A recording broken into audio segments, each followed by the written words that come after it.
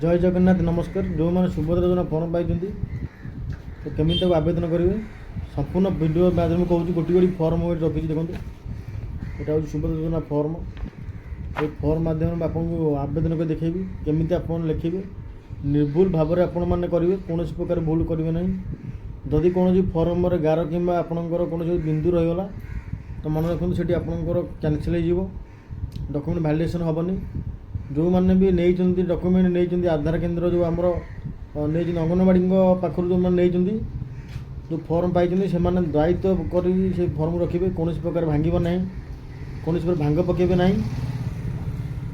देखो यहाँ हूँ मोर सेटअप आमर मौ सेवा केन्द्र और जनसेवा केन्द्र दुईटा अच्छी कौन प्रकार फर्म फिलअप कला बेले कौन प्रकार असुविधार सम्मुखीन न हे से भिडियो करा मु गोटे गोटे लिखी आपको देखेबी केमी आप फर्म फिलअप करेंगे ओडिया रे करेंगे कि इंग्लिश करेंगे। तो चलते भिडियो स्टार्ट करवा। जय जगन्नाथ। देखो आम बर्तमान सुभद्रा योजना फर्म फिलअप करवा कम पाखे फर्म पहुँच जाइए। देखो लिखाई सुभद्रा योजना फर्म आज देखाई महिला और शिशु विकास विभाग ओडिशा आवेदन पत्र। देखो यही फर्म संपूर्ण मागणा अटे कौन लोक आप 1 टंका भी देवे ना संपूर्ण भाव में मागणा। जदि किए कौन लोक आप पैसा मागुच तो ये आप टोल फ्री नंबर आप फोन करके भी कम्प्लेन दे पारे दृढ़ कार्यानुष्ठान निया सरकार नियम कई टंका पैसा नहीं पारे कौन जनसेवा केन्द्र मो सेवा केन्द्र गोटे टंका भी आपको कहीकि नहीं पारे ना। देखो ये भाग क लिखाई देखो ये भाग क आवेदनकारी विशेष बरणी देखो ये आवेदनकारी विशेष बरणी कौन देवे आप नाम देखो फास्ट दिखाई संपूर्ण नाम लिखे ये संपूर्ण नाम ये आधार संख्या देवे ये आम संपूर्ण नाम लिखा। देखो संपूर्ण नाम मुझे लिखा जाऊँगी केमी आप फिलअप करेंगे निर्भुल भाव। देखो धरी आप नाम जहाँ भी होता है मुझे गोटे आपको उदाहरण स्वरूप देखा ये देखो मुझे लिखिदेली ये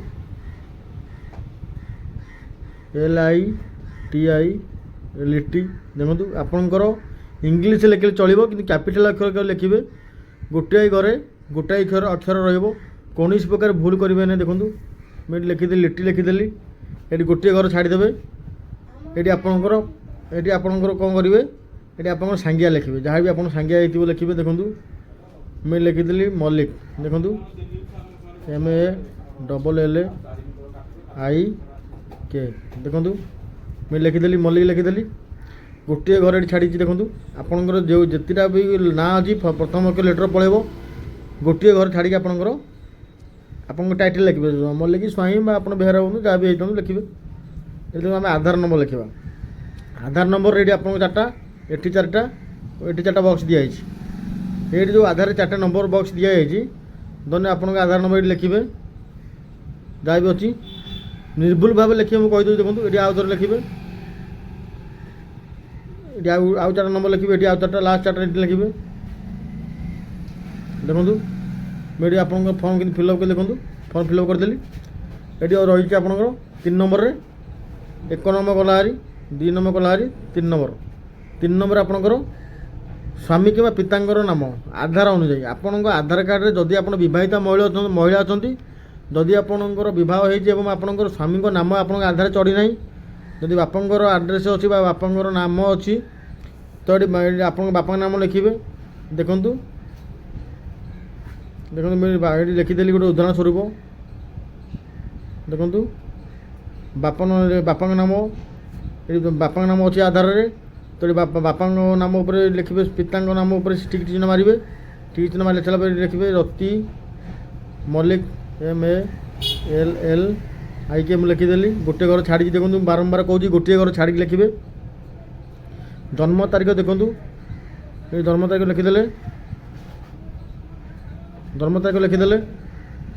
आपणकर जन्म तारीखटी मन रखु जुलाई 1 2024 की आपन को 21 वर्ष पर माने बाद हो जाता दरकार एवं 60 वर्ष कम होता दरकार 1/7/2024 की आपणकर बयस सीमा 21 वर्ष पार होता दरकार एवं जो 60 वर्ष कम होता दरकार तापर आप आवेदन करेंगे। प्रथम कथा ये वर्ग मार्क करूँ ଚିହ୍ନ ମାରନ୍ତୁ। ଦେଖନ୍ତୁ କେଉଁ ପ୍ରକାର ବର୍ଗ ଆପଣଙ୍କର ସାଧାରଣ ବର୍ଗ, ଓବିସି, ଜେନେରାଲ ମାନେ ସାଧାରଣ ବର୍ଗ, ଅନୁସୂଚିତ ଜାତି ଏସି ରହିଲେ ଏବଂ ଅନୁସୂଚିତ ଜନଜାତି ସେମାନେ ଏସଟିରେ ରହିଲେ।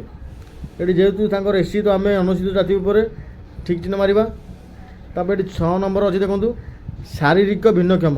ଆପଣ ଯଦି ବିକଳାଙ୍ଗ ଅଛନ୍ତି, କୌଣସି ହ୍ୟାଣ୍ଡିକ୍ୟାପ୍ଟ ଅଛନ୍ତି, କୌଣସି ଅଙ୍ଗ ପ୍ରତ୍ୟଙ୍ଗ ଚାଲୁନାହିଁ, ଏଠି ଦେଖନ୍ତୁ ଆପଣ ହଁ ନାଁ ମାରିବେ। ଦେଖନ୍ତୁ କୌଣସି ପ୍ରକାର ହ୍ୟାଣ୍ଡିକ୍ୟାପ୍ଟ ନାହାନ୍ତି, ତେବେ ଆମେ ନାଁ ଉପରେ କ୍ଲିକ୍ କଲେ ଏଠି ଆପଣଙ୍କ ଆଧାର ସଂଖ୍ୟା ଯେଉଁ ଆଧାରରେ ମୋବାଇଲ୍ ନମ୍ବର ଲିଙ୍କ୍ ଅଛି ସେ ଆଧାର ମୋବାଇଲ୍ ନମ୍ବର ଏଠି ଦେଇଦେବେ। କୌଣସି ପ୍ରକାର ମୋବାଇଲ୍ ନମ୍ବର ଆପଣ ଯେଉଁ ଅଛି 10ଟି ନମ୍ବର ଆପଣ ଦେଇଦେଲା ପରେ ଆପଣ ଏଠି alternate mobile number other mobile number ଗୋଟେ ଏଠି ଚଢ଼େଇ ଦେଇପାରିବେ। କୌଣସି ପ୍ରକାର ଅସୁବିଧା ନାହିଁ, ଏଠି ଅଲ୍ଟରନେଟ୍ ମୋବାଇଲ୍ ନମ୍ବର ଚଢ଼େଇ ଦେଇପାରିବେ। ଏଠି ଗଲେ ଆପଣଙ୍କ ମୋବାଇଲ୍ ନମ୍ବର କଲେ ଏଠି ଆପଣ ଜିଲ୍ଲା ଲେଖିବେ। ଦେଖନ୍ତୁ ଜିଲ୍ଲା ଲେଖିଲେ ଏଠି ଆପଣଙ୍କର ଗ୍ରାମ ଲେଖିବେ, ଗ୍ରାମ ନାମ ଦେବେ। ଏଠି ଆପଣଙ୍କ ପଞ୍ଚାୟତ ନାମ ଲେଖିବେ।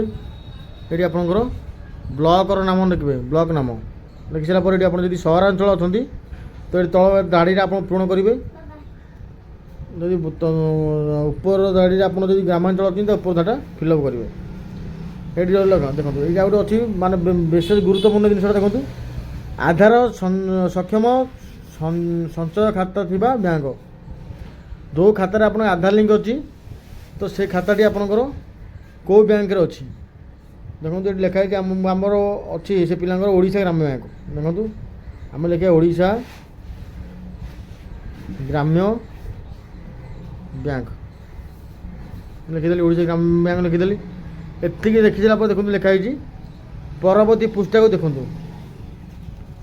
ପରବର୍ତ୍ତୀ ପୃଷ୍ଠାକୁ ଦେଖିବା ତ ପଛପଟକୁ ଆଡ଼ିବା। ଦେଖନ୍ତୁ କ'ଣ ଲେଖା ହେଇଛି ଭାଗ ଖ ଘୋଷଣାନାମା। ମୁଁ ଓଡ଼ିଶାର ବାସିନ୍ଦା ଅଟେ। ଏଠି ଆପଣ ଠିକ୍ ମାରିବେ ମୁଁ ଓଡ଼ିଶାର ବାସିନ୍ଦା ଅଟେ। ମୁଁ 1 ଜୁଲାଇ 2024 ସୁଦ୍ଧା ମୋର ବୟସ 21 ବର୍ଷ କିମ୍ବା ତାଠାରୁ ଅଧିକ ଏବଂ 60 ବର୍ଷରୁ କମ୍ ଅଟେ। ଦେଖନ୍ତୁ ସେ ଲେଖିଦେଇଛି 1 ଜୁଲାଇ 2024 ସୁଦ୍ଧା ମୋର ବୟସ 21 ବର୍ଷ କିମ୍ବା ତାଠାରୁ ଅଧିକ ଏବଂ 60 ବର୍ଷରୁ କମ୍ ଅଟେ। ଯଦି ଆପଣଙ୍କର ସେଇଆ ଠିକ୍ ଅଛି ତ ଆପଣ ଠିକ୍ ମାରିବେ।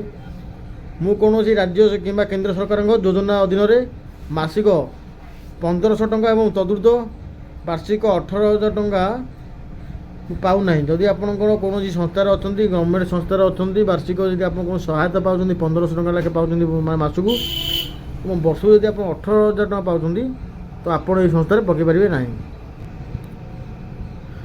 ଦେଖନ୍ତୁ ସବୁ ଗୋଟି ଗୋଟି ପଢ଼ିବେ। ଆପଣଙ୍କର କ୍ରାଇଟେରିଆ ଯାହା ଅଛି ଆମର ସେ ଅନୁସାରେ ଠିକ୍ ଚିହ୍ନ ମାରିବେ। ସବୁରେ ଠିକ୍ ଚିହ୍ନ ମାରିବେ। ଯେତିକି ବି ଆପଣ ଦେଖୁଛନ୍ତି ସବୁରେ ଆପଣ ଠିକ୍ ଚିହ୍ନ ମାରି ସାରିଲା ପରେ ଏଠି ଗୋଟେ ତଳ ଅଛି ଦେଖନ୍ତୁ ଆବେଦନକାରୀଙ୍କ ଦସ୍ତଖତ। ଦେଖନ୍ତୁ ଏଠି ଆବେଦନକାରୀଙ୍କ ଦସ୍ତଖତ ମାରିବେ। ଏଠି ଆବେଦନକାରୀଙ୍କ ଦସ୍ତଖତ ମାରିବେ। ଏଠି ତାରିଖ ଯେଉଁ ଦିନ ପକାଇବେ ସେଇଦିନ ତାରିଖ ଦେଇ ପକାଇବେ। ଏହା ଥିଲା ଭିଡ଼ିଓଟି ଆପଣଙ୍କ ପାଇଁ। ଯଦି ଭିଡ଼ିଓଟି ଭଲ ଲାଗିଥିବ ତ ଲାଇକ୍ ଆଣ୍ଡ ସବସ୍କ୍ରାଇବ୍ କରିବେ। ଯେଉଁଦିନ ପଇସା ଆସି ଖାତାରେ ପହଞ୍ଚିବ ମୁଁ ଆପଣଙ୍କୁ ଆଉ ଗୋଟେ ଭିଡ଼ିଓ ମାଧ୍ୟମରେ କହିବି ପଇସା କେଉଁମାନଙ୍କ ଆସିଯାଇଛି ବୋଲି। ଭିଡ଼ିଓକୁ ଲାଇକ୍ ଆଉ ସବସ୍କ୍ରାଇବ୍ କରିବାକୁ ଭୁଲିବେ ନାହିଁ। ଜୟ ଜଗନ୍ନାଥ।